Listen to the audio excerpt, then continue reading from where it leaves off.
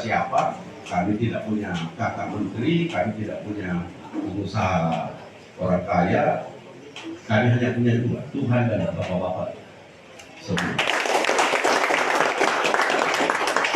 Jadi kalau kami menang, Tuhan mentakdirkan kami menang. Berarti yang menang adalah rakyat Sulawesi Selatan. Yang kedua, saya dengan Pak Dhani itu berpikir salah satu masalah terbesar di Sulawesi Selatan ini, bahkan di Indonesia, itu adalah sektor pendidikan. Saya sudah sepakat dengan Pak Dhani, tidak boleh ada anak satupun di Sulawesi Selatan tidak sekolah hanya karena kekurangan biaya, hanya karena tidak ada sekolah, tidak boleh. Dan Pak Dhani itu di Makassar sudah membuktikan tidak boleh ada anak-anak SD dan SMP itu tidak bersekolah, itu hanya gara-gara biaya, gara-gara sonasi, gara-gara apa. Kan ini problem pendidikan ini kadang-kadang juga soal sonasi. Jadi ada skema, mungkin juga bisa masukkan Pak Dhani sebutkan. Islamuddin nanti ke depan kalau terpilih, kalau takdir mendatang, itu nanti ini ada teman-teman DPR. Jadi di Makassar itu ada perda yang dibuat itu soal pendidikan. Jadi ada satu adalah jalur sonasi, dua adalah jalur prestasi. Yang ketiga, Makassar itu membuat jalur diskresi, pastikan masuk sekolah. Itu memang karena ini persoalan kita juga adalah persoalan sumber daya manusia yang seringkali kita abaikan. Yang ketiga, saya juga dengan Pak Dhani itu berpikir bagaimana selama ini skema pembangunan itu selalu mulai dari kota. Sementara jadi mohon maaf bapak-bapak semua di sini adalah orang kota. Kalau saya dengan Pak Dhani itu harus kerja paralel, harus mulai dari kota dan mulai dari desa. Desa ini bapak-bapak, kalau kita tidak mulai juga dari desa, itu akan menjadi beban sebenarnya karena urbanisasi kemana-mana ke kota, dan biasanya kalau urbanisasi tidak disertai dengan skill itu akhirnya menjadi dulu di kota. Nah sekarang saya punya target, saya dengan Pak Dhani punya target bagaimana menjadikan desa-desa ini juga bisa menjadi desa mandiri, karena di selatan ini tidak ada desa mandiri. Padahal sumber daya yang dimiliki oleh desa tidak sedikit itu sebenarnya sangat kaya. Saya bilang sama Pak Dhani, dan Pak Dhani juga bilang sama saya. Kalau Pak Dhani bilang begini, Sulawesi Selatan ini sebenarnya kaya raya Pak Ketua. Saya bilang Tuhan ini lagi bahagia ketika menciptakan Sulawesi Selatan. Semua tersedia Pak. Kita dulu dijajah sama Belanda itu karena apa? Karena rempah-rempah kan? Karena hasil alam.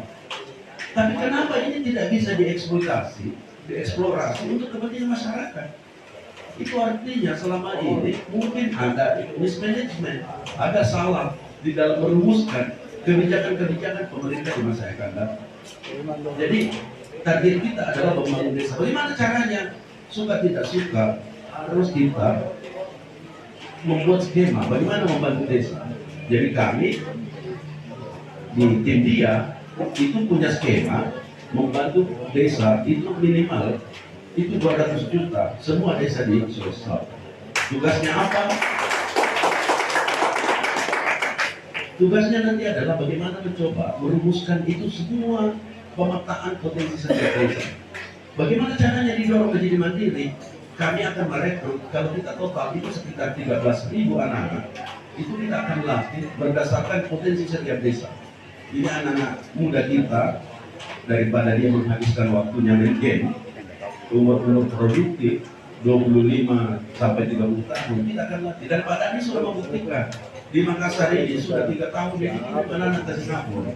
Singapura itu berkembang bukan karena pendidikan formal, SD, SMP, SMA, perguruan tinggi, tapi hampir berimbang antara pendidikan formal dan pendidikan non formal, pendidikan keahlian.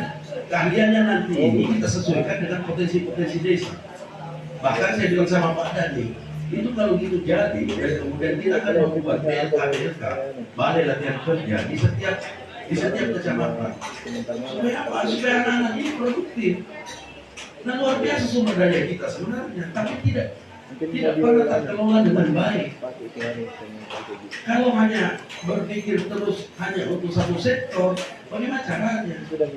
Maka saya bilang, saya sepakat dengan Pak Dhani, kita harus membangun Sulawesi Selatan kita juga, kalau kita terpilih kita juga gubernur Sulawesi Selatan, bukan hanya gubernur satu kabupaten, bukan hanya gubernur satu kecamatan, bahkan bukan hanya gubernur satu desa. Karena kenyataannya ada orang ini yang dibangun hanya desanya saja dan sekitarnya. Ya, kita ini berpikir bukan hanya kepentingan kita kepentingan masa depan. Kita harus meninggalkan wasilah, meninggalkan apa istilahnya warisan sesuatu yang baik sebenarnya. Makanya saya tanya, saya beritahu sebenarnya anggota DPR, kalau kau tidak bekerja dengan maksimal, kau tidak melayani masyarakat, untuk apa jadi anggota DPR? Ini jabatan beginian ya 5 tahun. Ya kan, setelah Anda jadi anggota DPR, Deka pada cerita ke masyarakat ini waktu nasa anggota DPR Deka Opo, ya ada mau main IB ada yang balas, belum disuruh untuk nasa itu nabi. Itu apa sih?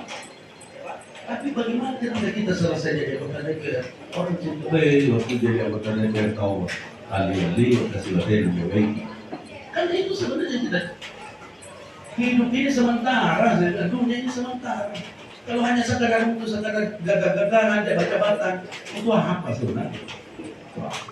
Makanya waktu beliau menghadap, satu kali menghadap, ya itu juga 15 menit. Saya tanya beliau visinya, berani nggak untuk memperbaiki mobil? Oh berani Pak Ketua. Oke. Saya minta KTP-nya, KTP beliau. 2-3 jam kemudian saya sudah kirimkan dengan rekomendasi.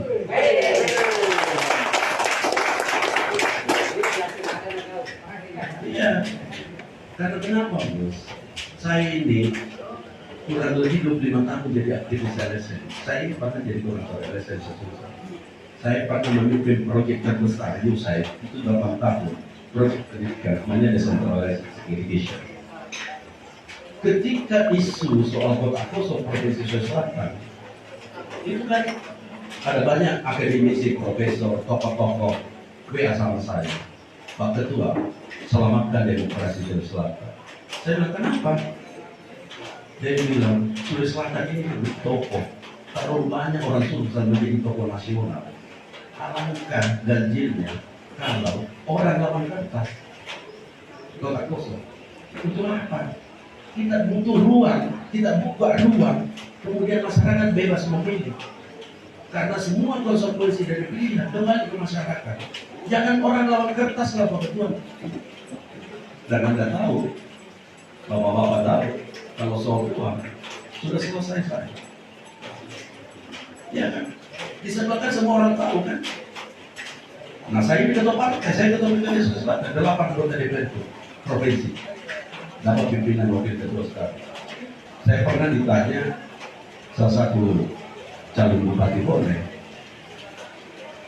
namanya apa lagi namanya? Siapa mulai? Ya, Andi Asma. Saya ditanya, Pak Ketua, karena sebelum beliau ketemu sama saya ketemu Andi Asma. Pak Ketua apa resepnya itu? Katanya, saya kenapa ini? Kenapa bisa mani kaneran na megalan rokomo retu na legaga kasogina legaga pejabatan ya kan? Maka dekat pengelatala sampai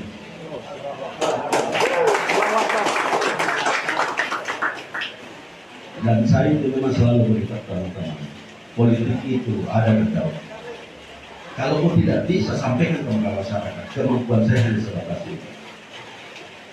Jadi harus ada pertanggungjawaban akuntabilitas kepada masyarakat.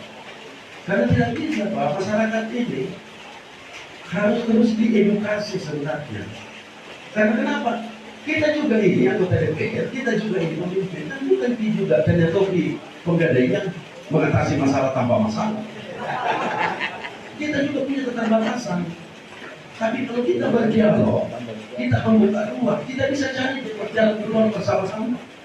Apalagi situasi sekarang, beliau tahu betul ada namanya kewenangan kabupaten, ada namanya kewenangan provinsi, ada namanya kewenangan pusat. Jadi kalau misalnya masyarakat mendesak, padahal itu kewenangan pusat, bagaimana caranya?